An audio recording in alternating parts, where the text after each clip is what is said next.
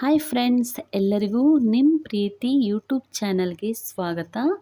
ಇವತ್ತು ನಾನು ನಿಮಗೆ ತಮಿಳ್ನಾಡು ಸ್ಟೈಲಲ್ಲಿ ಹೇಗೆ ಬದನೆಕಾಯಿ ಪುಳಿ ಕೊಳಂಬು ಮಾಡ್ತಾರೆ ಅಂತ ತೋರಿಸ್ಕೊಡ್ತೀನಿ ಬನ್ನಿ. ಇಲ್ಲಿ ನೋಡಿ, ನಾನಿವಾಗ ಒಲೆ ಮೇಲೆ ಒಂದು ಪಾತ್ರೆಯನ್ನು ಇಟ್ಟು ಅದಕ್ಕೆ ಎಣ್ಣೆಯನ್ನು ಹಾಕಿ ಎಣ್ಣೆ ಬಿಸಿ ಆದಮೇಲೆ 1 ಸ್ಪೂನ್ ಸಾಸಿವೆ, 1 ಸ್ಪೂನ್ ಜೀರಿಗೆ ಮತ್ತು ಒಂದು 1/4 ಸ್ಪೂನ್ ಮೆಂತ್ಯೆಯನ್ನು ಹಾಕಿದ್ದೀನಿ. ಅದಕ್ಕೀಗ ಒಂದು ಮೆಣಸನ್ನು ಚಿಕ್ಕದಾಗಿ ಕಟ್ ಮಾಡಿಕೊಂಡು ಹಾಕ್ತಾಯಿದ್ದೀನಿ. ಹಾಗೆ ಇಲ್ಲಿ ಒಂದು ದೊಡ್ಡ ಸೈಜ್ ಈರುಳ್ಳಿಯನ್ನು ಚಿಕ್ಕದಾಗಿ ಕಟ್ ಮಾಡಿಕೊಂಡು ಫ್ರೈ ಮಾಡ್ಕೋತಾ ಇದ್ದೀನಿ. ಸ್ವಲ್ಪ ಚೆನ್ನಾಗಿ ಫ್ರೈ ಆಗಬೇಕು. ಇದು ಫ್ರೈ ಆದಮೇಲೆ ಇದಕ್ಕೆ ನಾನು ಒಂದು ಸ್ವಲ್ಪ ಕರಿಬೇವು ಸೊಪ್ಪನ್ನು ಹಾಕಿ ಫ್ರೈ ಮಾಡ್ತಿದ್ದೀನಿ. ಇದಿವಾಗ ಸ್ವಲ್ಪ ಚೆನ್ನಾಗಿ ಫ್ರೈ ಆದಮೇಲೆ ಇದಕ್ಕೆ ಮೇನ್ ಆಗಿ ನಾನು ಹಾಕ್ತಾ ಇರೋದು ಸಾಂಬಾರ್ ಈರುಳ್ಳಿ ಅಂತ. ಚಿಕ್ಕ ಈರುಳ್ಳಿ ಬರುತ್ತಲ್ವಾ, ಇದು ತುಂಬ ಟೇಸ್ಟ್ ಕೊಡುತ್ತೆ. ಇದನ್ನು ಸಹ ನಾನಿಲ್ಲಿ ಹಾಕ್ತಾಯಿದ್ದೀನಿ. ಇಲ್ಲಿ ನಾನು ಇದನ್ನು ಒಂದು 1/4 kg ಆಗುವಷ್ಟು ಹಾಕಿ ಬಳಸಿದ್ದೀನಿ. ಹಾಗೆ ಒಂದು ಬೆಳ್ಳುಳ್ಳಿಯನ್ನು ಸಿಪ್ಪೆ ಬಿಡಿಸಿ, ಒಂದು ಗಡ್ಡೆ ಬೆಳ್ಳುಳ್ಳಿಯನ್ನು ಸಿಪ್ಪೆ ಬಿಡಿಸಿ ಅದನ್ನು ಸಹ ಹಾಕ್ತಾಯಿದ್ದೀನಿ. ಇವಾಗಿದು ಸ್ವಲ್ಪ ಫ್ರೈ ಆದಮೇಲೆ ಇದಕ್ಕೆ ನಾನು ಒಂದು ದೊಡ್ಡ ಸೈಜ್ ಟೊಮೆಟೊವನ್ನು ಚಿಕ್ಕದಾಗಿ ಕಟ್ ಮಾಡಿಕೊಂಡು ಅದನ್ನು ಸಹ ಹಾಕ್ತಾಯಿದ್ದೀನಿ. ಇದನ್ನೆಲ್ಲ ಸೇರಿ ಇವಾಗ ಚೆನ್ನಾಗಿ ಫ್ರೈ ಮಾಡಬೇಕಾಗುತ್ತೆ. ಈ ಟೈಮಲ್ಲಿ ನಾವಿವಾಗ ಸ್ವಲ್ಪ ಉಪ್ಪನ್ನು ಹಾಕೋದ್ರಿಂದ ಇದು ಬೇಗ ಫ್ರೈ ಆಗುತ್ತೆ. ಸೊ ನಾನಿವಾಗ ಸ್ವಲ್ಪ ಉಪ್ಪನ್ನು ಹಾಕಿ ಇದನ್ನು ಫ್ರೈ ಮಾಡ್ಕೋತೀನಿ.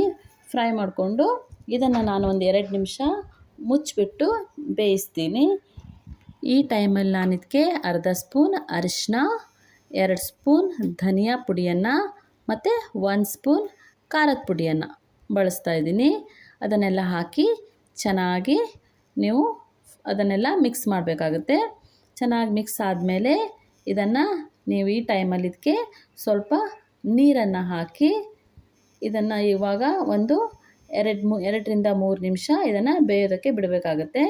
ಇದೆಲ್ಲ ಚೆನ್ನಾಗಿ ಬೆಂದ ಮೇಲೆ ಈ ಟೈಮಲ್ಲಿ ಇದಕ್ಕೆ ನಾನು ಒಂದು ಅರ್ಧ ಲಿಂಬೆಹಣ್ಣಿನ ಗಾತ್ರದ ಹುಳಿಯನ್ನು ಚೆನ್ನಾಗಿ ನೆನೆಸಿಟ್ಟು ಅದರ ರಸವನ್ನು ತೆಗೆದು ಇಟ್ಕೊಂಡಿದ್ದೆ.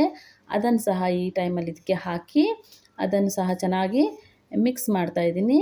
ಚೆನ್ನಾಗಿ ಮಿಕ್ಸ್ ಮಾಡಿಬಿಟ್ಟು ಇದನ್ನು ಒಂದು 2ರಿಂದ 3 ನಿಮಿಷ ಮತ್ತೆ ಮುಚ್ಚಿಬಿಟ್ಟು ಬೇಯಿಸ್ಕೊತಾ ಇದ್ದೀನಿ. ಯಾಕಂದರೆ ಇದು ಹುಣಸೆ ಹಣ್ಣಿಂದು ಹಸಿ ವಾಸನೆ ಎಲ್ಲ ಹೋಗಬೇಕು. ಸೊ ಇವಾಗ 2 ನಿಮಿಷ ಬೇಯಿಸ್ಕೊಂಡಿದ್ದೀನಿ. ಇಲ್ಲಿ ನೋಡಿ ಎಷ್ಟು ಚೆನ್ನಾಗಿ ಎಣ್ಣೆ ಬಿಟ್ಟು ಎಷ್ಟು ಚೆನ್ನಾಗಿ ಕಲರ್ ಬಂದಿದೆ ಅಂತ. ಈ ಟೈಮಲ್ಲಿ ನಾನು ಇದಕ್ಕೆ ಒಂದು ಚಿಕ್ಕದು ಬೆಲ್ಲದ ಪೀಸನ್ನು ಹಾಕಿದ್ದೀನಿ. ಇದು ಆಪ್ಷನಲ್, ನಿಮಗೆ ಬೇಕಾದರೆ ಹಾಕ್ಕೋಬೋದು, ಇಲ್ಲಾಂದರೆ ಇಲ್ಲ.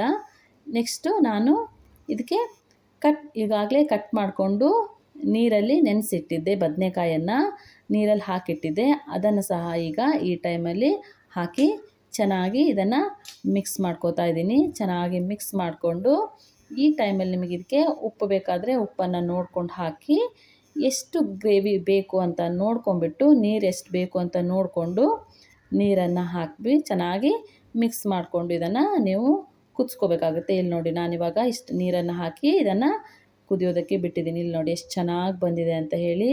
ನಿಜವಾಗ್ಲೂ ಟೇಸ್ಟ್ ತುಂಬಾ ಚೆನ್ನಾಗಿರುತ್ತೆ ಫ್ರೆಂಡ್ಸ್.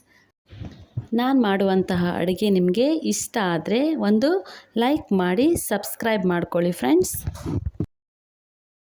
ನಿಮ್ಮ ಮನೆಯಲ್ಲಿರೋ ಮಕ್ಕಳಿಗೆ, ಮನೆಯವರಿಗೆ ಎಲ್ರಿಗೂ ಇದು ತುಂಬಾ ಇಷ್ಟ ಆಗುತ್ತೆ. ಇದನ್ನು ನೀವು ಚಪಾತಿ, ರೊಟ್ಟಿ, ನೆಕ್ಸ್ಟು ಅನ್ನದ ಜೊತೆ ಸಹ ಇದನ್ನು ಕಲಿಸ್ಕೊಂಡು ತಿನ್ನೋಕ್ಕೆ ಸಹ ಸೂಪರಾಗಿರುತ್ತೆ. ಸೊ ನೋಡಿ, ಇವಾಗ ನಾನು ಬಿಸಿ ಬಿಸಿ ಅನ್ನದ ಜೊತೆ ಇದನ್ನು ಕಲಿಸ್ಕೊಂಡು ತಿನ್ನೋದಕ್ಕೆ ರೆಡಿ ಮಾಡಿದ್ದೀನಿ.